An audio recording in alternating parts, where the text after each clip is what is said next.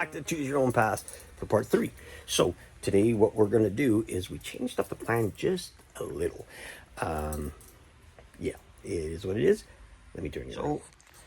What we're going to do is we're going to put some giant lily pads. These will be more rounded inwards because when we put the epoxy on, you can see that I just kind of drew out. This is where the alligator sits. He sits in the middle. I don't know if you can see him very well.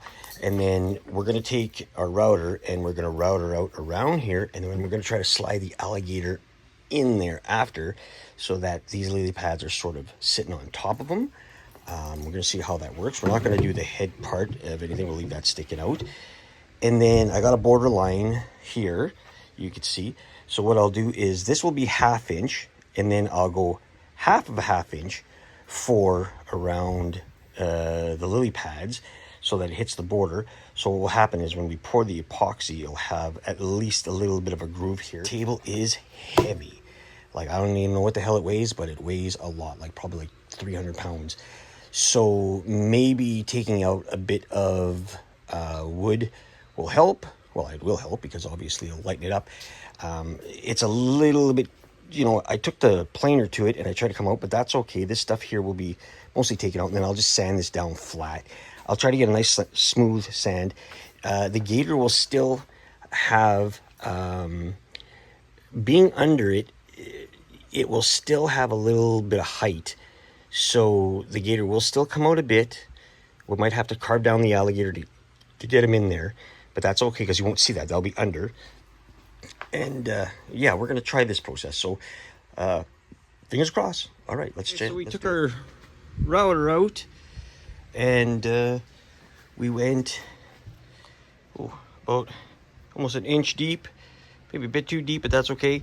And then we went maybe 1/3 of an inch, not that much, maybe a couple millimeters I should say, for the lily pads.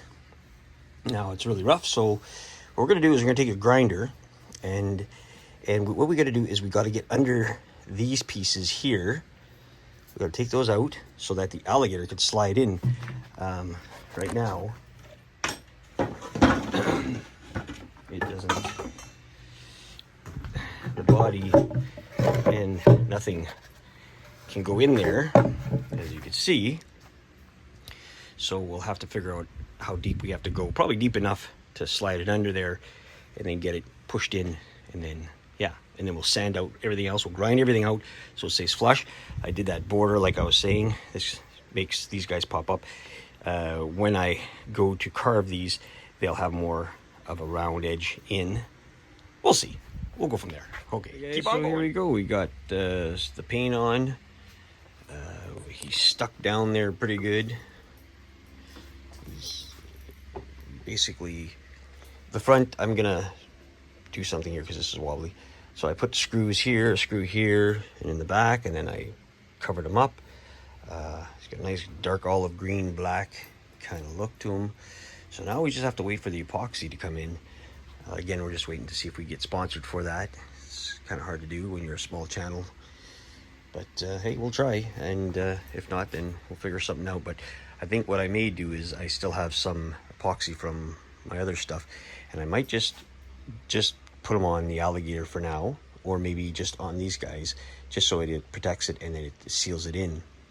It seals the paint. We've been putting a couple of clear coats on it just to keep it so the paint doesn't chip off, kind of thing. Yeah, it's getting there. It's looking good. So let me know what you think, and we'll keep on going.